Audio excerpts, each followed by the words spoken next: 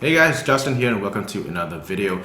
Today we're looking at the Strandberg Boden Standard 6, which is the made in Indonesia line of guitars. And I am really impressed by the ergonomics of this guitar, which is the reason why you would probably want to buy a Strandberg anyway.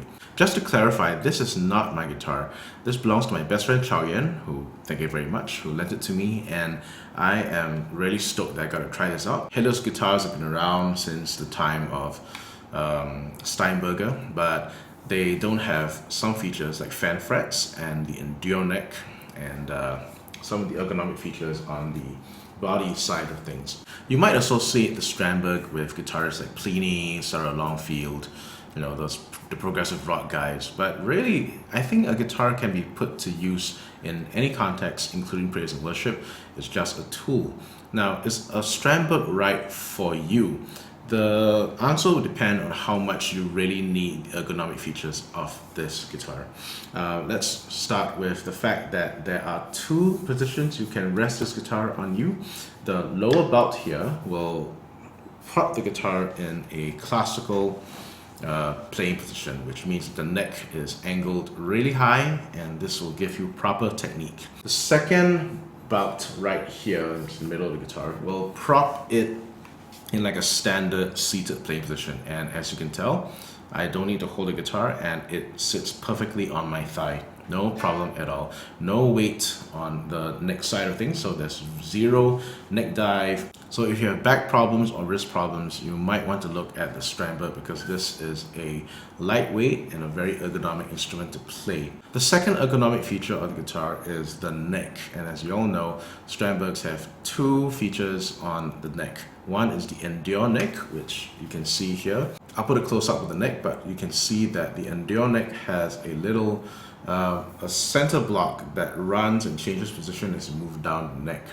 This is not a compound radius, but what it does is that it forces your thumb to make contact with the neck in the most optimal angle. So from here, you can, I'm trying to get this here. Here you can get it to be a baseball grip, which is what you normally do with a standard guitar. But as you move down the neck, your thumb will naturally make a position that allows your fingers to make those really great stretches. And it's very easy to make those stretches because your thumb is in the optimal playing position. Fan frets, you love them or you hate them, I think that they do a great job at ensuring that your notes are properly intonated depending on where you are on the neck. The only problem I found with fan frets is that when you're not used to them, you're kind of used to your frets having one standard angle. So you look at the note with like the note marker here, and you expect the same note to be, up up there here. There have been times where the first 2 days of playing this, where I try to find a fret. I thought I was on this fret, but by the time I play, I'm actually somewhere, in between the fret below and the fret that I wanted to play. And I mean, it might be that my spatial depth awareness is problematic, but you might have a situation where you play the wrong fret.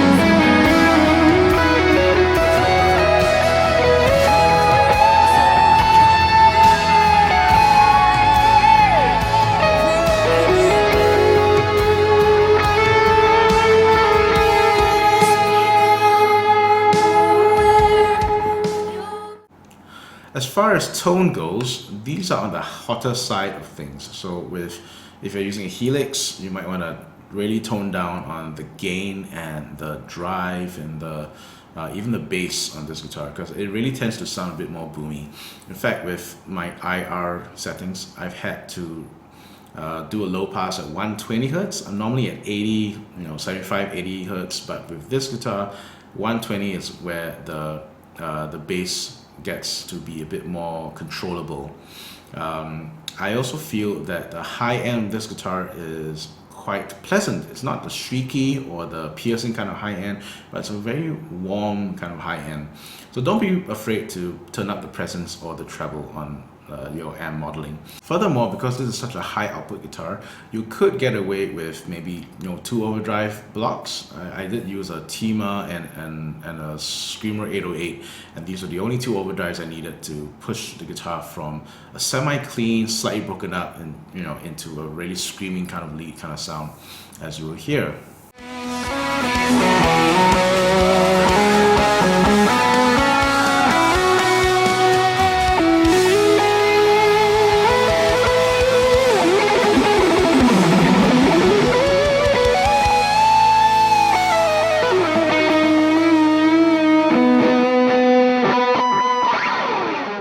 The only thing I don't like about the guitar is that you can't stand it. I mean, let me explain what I mean. I can't put this on a standard guitar stand. If you were to try and prop it up vertically, there's no way you can get this to balance this way. As you can see in the video, when you try to put it on a chair, it angles this way, at this awkward angle. So I've had to put this guitar away in a case just so that I can keep it. You could get away with using a standard rack and not have the neck side here supported. It will still balance perfectly, it won't fall down. The only problem is that this part here is not supported. And obviously there are no headstock neck holders right now that will support a Strandberg. Maybe they will invent one in the future, I'm not sure. I'm going to leave you with some playing samples, and I hope that you found this video interesting and informative. If you have any questions, queries, or comments, please post them in the comment box below. I'll get back to you as soon as I can. And as always, thank you for watching. This is Justin signing off.